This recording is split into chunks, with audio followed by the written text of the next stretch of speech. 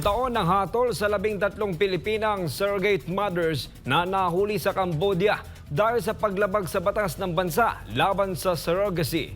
Bagamat hindi sila nakakasuhan ng surrogacy, kinasuhan sila ng trafficking. Kaugnay niyan, tiniyak ng Department of Foreign Affairs na binibigyan ng legal assistance ang mga Pilipina at tinitingnan kung maaari silang payagang umuwi sa Pilipinas.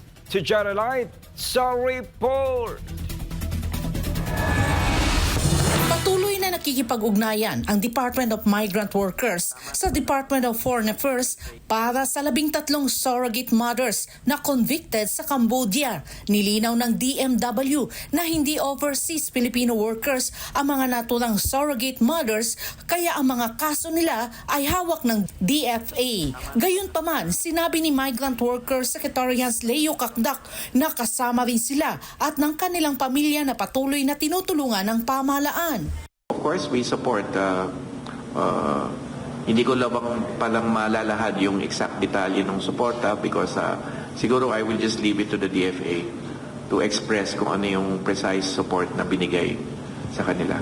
Sinabi ni DFA Undersecretary Eduardo De Vega na sa kabila ng conviction, ikinatuwa ng kagawaran na napagaan ang parusa ng mga Pinay. Ito'y dahil sa halip na 20 taong pagkakakulong sa ilalim ng batas ng surrogacy, trafficking na lamang ang ikinaso sa kanila at mula sa 4 na taon ay naibaba na lamang ng 2 taon ang kanilang parusa sa Cambodia. Inihayag din ng Interagency Council Against Trafficking o IACAT na simula pa lamang ng pag-aresto ng mga otoridad sa Cambodia sa mga Pinay surrogate mother ay hindi na sila pinabayaan ng gobyerno ng Pilipinas.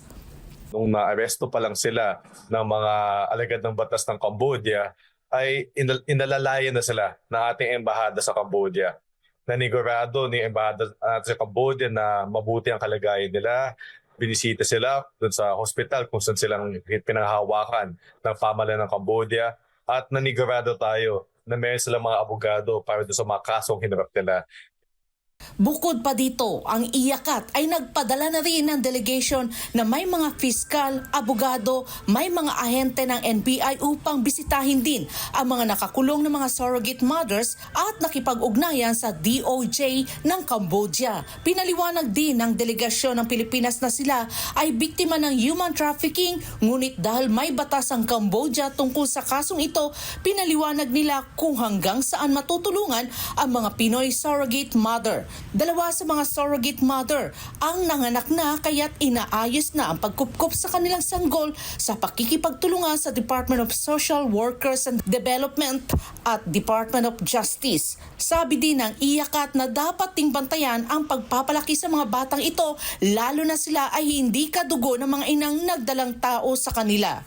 Kaya para sa atin sila ay mga Pilipino at gusto natin mauwi sila dito sa Pilipinas. Isang concern natin ngayon ay kung ano magiging kapalaran ng mga bata na to, no? Samantala, mariing pinapayuhan ng DMW ang publiko upang maiwasan ang ganitong panganib. Siguraduhing lisensyado sa DMW ang kausap na recruiter at huwag patulan ang mga online platform na kapalit ay pagsingil na malaking halaga. Huwag pumatol sa illegal recruiter at human trafficker. Ibig sabihin nun, siguraduhing lisensyado yung kausap na recruiter, lisensyado ng DMW, at yung principal na hinahain, pinopropose, minumungkahi, ng ino-offer ng Philippine Licensed Recruiter ay naka-accredit din sa talaan ng DMW. Pinaalalahanan din ng DFA ang mga Pilipino na huwag magpapadaya sa mga alok na maging surrogate mother sa Southeast Asia.